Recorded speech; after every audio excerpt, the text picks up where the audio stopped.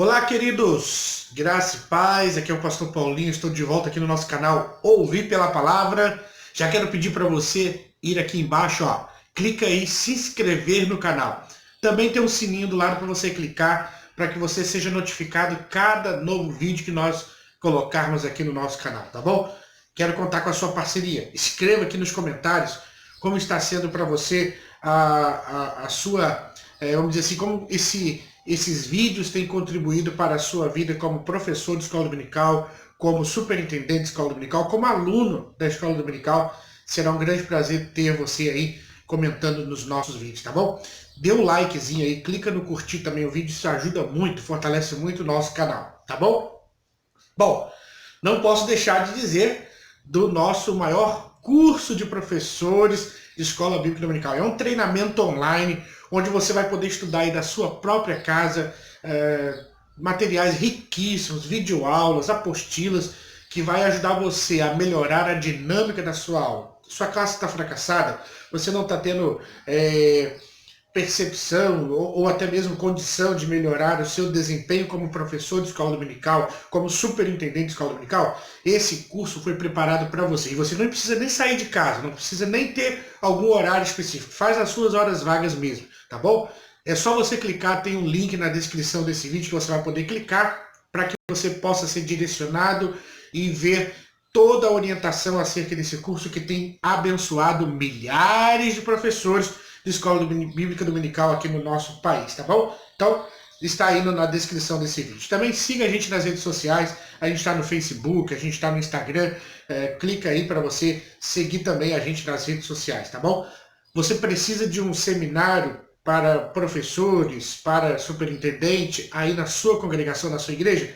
Eu me disponho a ir, a oferecer esse seminário para abençoar a sua igreja local, para ser aí bênção para a sua congregação. Se você tem interesse, é só você colocar aqui o seu WhatsApp, vamos conversar e a gente pode acertar uma data, um fim de semana, 2 dias, para que a gente possa ministrar aí na sua igreja e abençoar os professores de escola bíblica dominical, tá bom? Quer uma curiosidade? Eu, pastor Paulinho, nasci num domingo às 9h45 da manhã, onde na Assembleia de Deus tradicionalmente se faz a escola bíblica dominical. Tem escola bíblica dominical no meu DNA. Fui aluno da classe infantil até a classe adulta e ainda sou aluno, né? Embora também professor, mas também ainda sou aluno da escola bíblica dominical e tem sido bênção na minha vida, tá bom? Vamos lá! A lição hoje está repleta de informações maravilhosas que a gente pode compartilhar. O bispo Samuel Ferreira está abordando o Evangelho de Lucas com a sabedoria, uma coisa tremenda. E hoje nós vamos falar um pouco acerca do valor do indivíduo, né? A temática da lição hoje vai abordar acerca desse valor que há em cada um de nós. Lucas capítulo 15, verso 7, é o textual, já começa dizendo assim, né? Haverá alegria no céu por um pecador que se arrepende, mais do que por 99 justos que não necessitam de arrependimento. Um pecador que se arrepende, 99 justos que não precisam de arrependimento. Esse um vale mais do que os 90. Interessante, né? Pois é, é assim que Jesus declara aqui no Evangelho de Lucas. A nossa lição ela tem 3 objetivos que devem ser trabalhados. Você como professor aí, na sua classe, você como aluno também buscar isso quando você for estudar a lição de escola dominical. 3 objetivos. Primeiro, mostrar o valor do indivíduo diante de Deus. Segundo, ensinar a importância do indivíduo no reino de Deus. E terceiro, demonstrar por meio das parábolas o amor de Deus por aqueles que se perdem. E aí nós temos a emblemática, né, história das ovelhas, né? Osés de Paula gravou 100 ovelhas, né? Ficou conhecido no Brasil todo. Eram 100 ovelhas, né? Então tá aí algumas parábolas que mostram o valor daquele que se perde, as 10 dracmas. Enfim, nós vamos aqui falar um pouco acerca disso, tá bom? Texto de referência da nossa lição está em Lucas capítulo 15, versos 2, 3, 4, 5 e 6. tá? Você vai fazer essa leitura e vai aí tentar esmiuçar de uma certa forma o que está sendo trabalhado nessa temática, tá bom? Então vamos lá. O valor do indivíduo. Quando Deus criou o homem, criou a sua imagem conforme a sua semelhança. Deixa eu chegar aqui perto para dizer assim, ó. Você é semelhança de Deus. Deus o fez semelhante a ele. E essa semelhança não resulta na condição física. Essa semelhança com Deus se deve aos valores que ele colocou em nós, a espiritualidade que ele colocou em nós, algumas capacidades de que fomos dotados. Isso sim é que nos assemelha a Deus. Então, nós temos que entender que todos são importantes e devem ser valorizados. Todos seres humanos assim são importantes para Deus. Então, Deus tem uma vontade primaz. Qual é a vontade primaz de Deus? Que todos se reconciliem a Ele, que todos os homens se voltem a Ele, que todos os homens se arrependam dos seus pecados. Colocando o homem em relação aos animais, né? Às vezes a gente percebe que os seres humanos dão mais valor aos animais do que às pessoas. Tem uma canção de um cantor chamado Gesiel Dias, ele é aqui do Rio Grande do Sul, que ele diz assim, que para o gaúcho vale mais o pingo e o galpão do que a vida da gente. O pingo, para você que não sabe, o pingo é o cavalo, né? E o galpão é o lugar onde ele cuida do cavalo. Então, na canção, o Gisele diz, para o gaúcho, né, vale mais o pingo e o galpão. São coisas da nossa terra que só entende quem compreende, né, aqui. E essa é uma verdade. Às vezes os animais estão tomando mais importância na nossa vida do que o ser humano. A pessoa é capaz de gastar 200, 500 reais com um bichinho de estimação. Não tenho nada contra você ter o seu animal de estimação, acho muito interessante. Mas quando isso está mais acentuado do que uma ajuda a uma família que necessita, a uma criança que pede, né? Valorizando mais os animais, não, nós não podemos partir para esse lado. Então, alguns fariseus enciumados, né, incomodavam-se que Jesus recebesse o povo para curá-lo, e Jesus, na casa de um dos principais deles, lançou a questão: é lícito curar no sábado? Então, Jesus faz aquela emblemática pergunta: qual de vós que tem um boi que caiu lá numa pirambeira, que não vai no dia de sábado tirar esse boi, arrancar esse animal? Né? Então, nós às vezes valorizamos os animais a ponto de salvá-lo, né? Agora, Jesus foi questionado porque ele curou alguém no sábado. Você vê bem. Jesus questionado porque curou alguém no sábado, e os fariseus, né, Jesus dizendo para eles: olha, vocês se tiverem um animal lá no campo de vocês que cai, vocês tiram no sábado. Vocês estão dando mais valor aos animais do que às pessoas. Então, esse assunto é tratado 2 vezes no Evangelho de Lucas. A primeira vez é quando a mulher encurvada foi liberta, né, de um espírito de enfermidade. E a outra vez, na casa do líder de uma sinagoga, quando apareceu esse hidrópico. Essa hidropsia é o quê? O corpo enchia, né, dos fluidos que estavam entre os ossos. E nesses casos o Senhor Jesus Cristo ressaltou a importância de quê? De salvar o indivíduo das enfermidades. O exemplo de Jesus aqui na passagem bíblica de Lucas capítulo 14, verso 1 e 6, merece uma profunda atenção nossa. Por quê? Porque ele reduziu as centenas de regras, cuja manutenção é impossível nas culturas, em 2 principais. Quais são? Amar a Deus e amar ao próximo. Jesus quis mostrar através das curas das enfermidades, principalmente aquelas que ele fez no sábado, que afastar a moléstia no dia de sábado é coerente. Tem a ver com o amor de Deus ao próximo. E nossa sabedoria consiste em nós esforçarmos para cumprir o que ele falou.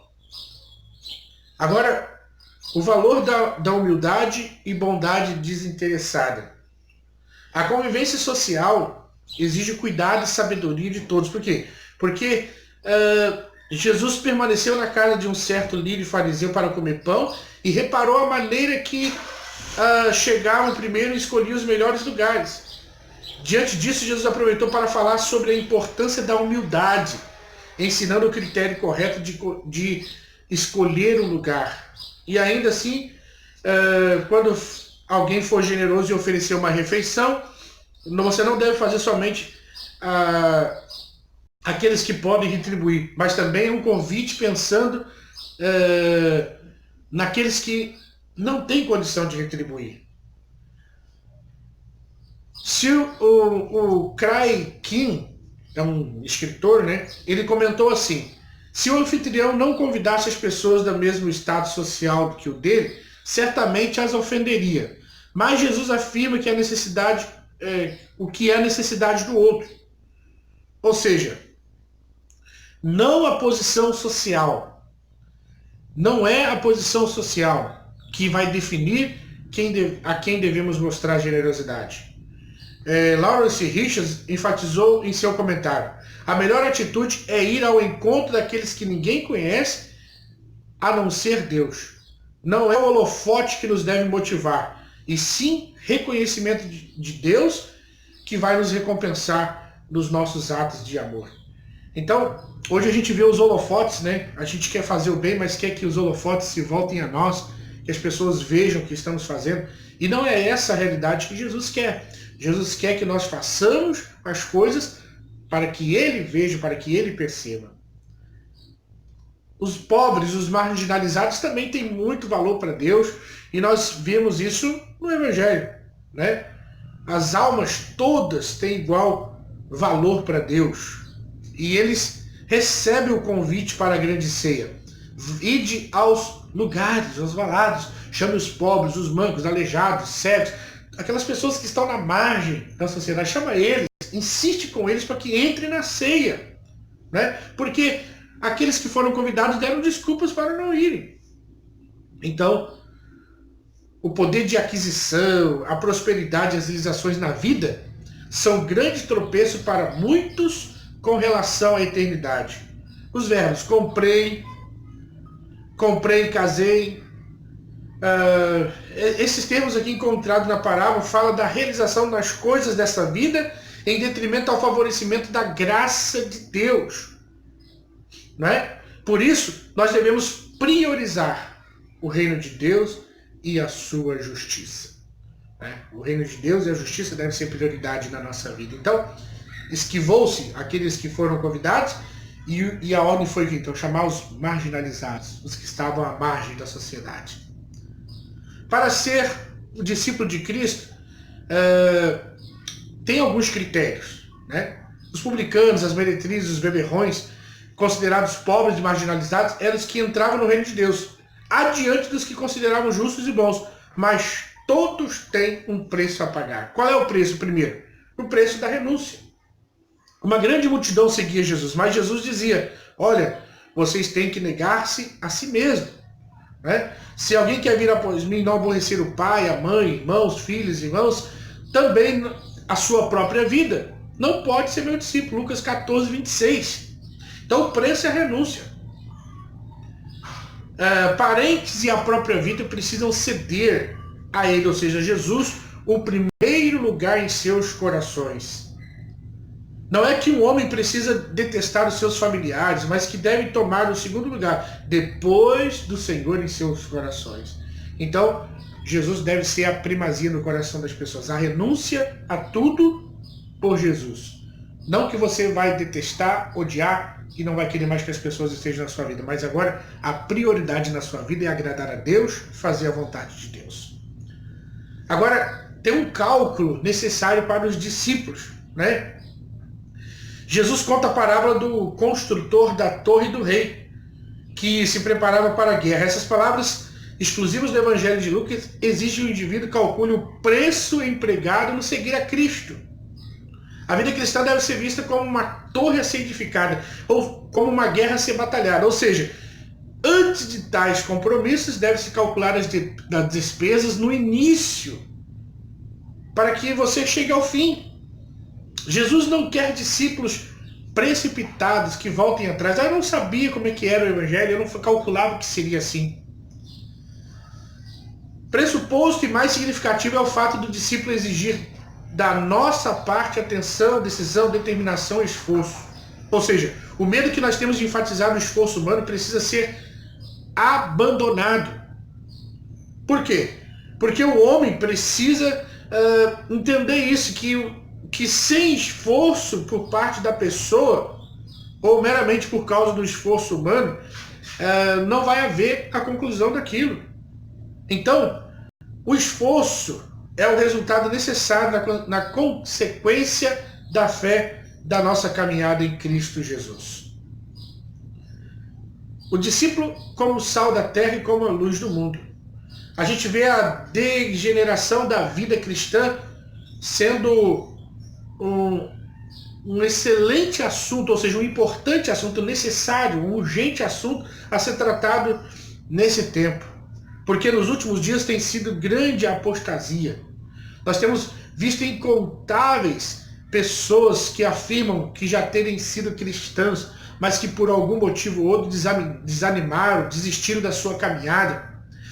Nós temos que ter misericórdia dessas pessoas e procurar conduzi-las de volta à presença de Deus, como Jesus ensinou por intermédio da palavra, capacitados pelo Espírito Santo de Deus. Agora, falando um pouco sobre o valor dos perdidos. A ovelha perdida, né? Lucas 15:2. Este recebe pecadores e come com eles. Quando os escribas e fariseus viam que todas as pessoas desqualificadas, publicanos e demais pecadores, viam para ouvir Jesus e eles murmuravam assim como inveja. Então Jesus aproveitou a ocasião para quê? Para ensinar o valor do indivíduo diante de Deus. Lucas 15, versos 3 e 7. O cuidado pastoril era algo muito familiar para o povo de Israel. Em várias passagens do Antigo Testamento, a gente vai ver Deus se revelando como o supremo pastor, o sumo pastor do seu povo. Jesus, através dessa parábola, ele confronta aqueles homens que perderam a sensibilidade para com o próximo e se extraviaram na sua fé. Vale a pena destacar que o amor de Cristo é caracterizado pela renúncia própria. O pastor trouxe em seus ombros a ovelha perdida de volta ao lar, ao invés de abandoná-la no deserto. Assim também Cristo não poupou a si mesmo, antes entregou-se por todos nós. Ele suportou a cruz, desprezando a afronta, escreveu o escritor aos Hebreus, capítulo 12, verso 2. Então o Senhor Jesus Cristo entregou a sua vida pelos seus amigos. Maior amor que este jamais poderá ser demonstrado. Segunda parábola, a parábola da dracma, né? A dracma era uma moeda equivalente ao valor de um denário romano, ou seja, uma jornada de trabalho de um dia. E a figura dessa mulher que perde essa dracma, que vai na busca dessa dracma, representa a pessoa de Deus. Ele, na sua maravilhosa graça, sai à procura do perdido. Na verdade, este papel também é da igreja. Por quê? Porque nós precisamos sair em busca do indivíduo que se perdeu.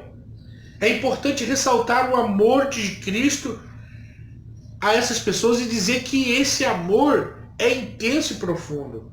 Assim como o pastor regozijou, alegrou ao encontrar a sua ovelha. Assim como a mulher, por achar a dracma, chamou as vizinhas, fez uma festa, também Jesus Cristo se regozija em salvar pecadores.